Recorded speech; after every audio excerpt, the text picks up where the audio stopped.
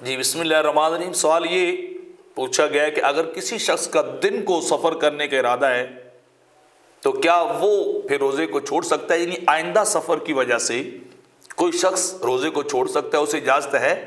تو اس کا جواب یہ ہے کہ اگر سحری کے وقت انسان اپنے گھر میں موجود ہے اور بعد میں دن کو اس کے ارادہ ہے کہ وہ سفر پہ نکلے گا تو وہ روزہ نہیں چھوڑ سکتا، وہ روزہ رکھے گا۔ اس کے اوپر لازم ہے کہ جس طرح دیگر احباب روزہ رکھ رہے ہیں تو وہ شخص بھی جو ہے وہ روزہ رکھے۔ محض نیت سے کوئی کام شروع نہیں ہوتا، یعنی سفر شروع نہیں ہوتا، نیت اس کی ضرور ہے لیکن جب پریکٹیکلی وہ شروع کرے گا تو پھر اس کا حکم بدل جائے گا۔ یہ بات در المختار اور حاشیہ ابن عابدین کے اندر اس طرح نقل کی گئی ہے۔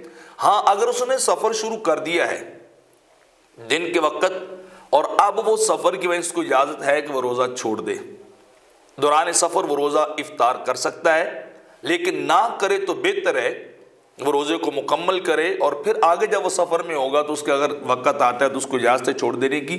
لیکن اگر وہ روزہ پورا نہیں کرتا، مکمل نہیں کرتا اور سفر شروع کرنے کے بعد وہ روزے کو چھوڑ دیتا ہے تو پھر اس کے اوپر کفارہ لازم نہیں ہوگا بلکہ قضا ہی لازم ہوگی کہ وہ ایک روزے کے بدلے میں ایک روزہ جو ہے وہ رکھے گا، تو اس کا یہ ایک روزہ رکھنا اس چھوڑے گئے روزے کے قائم مقام ہو جائے گا۔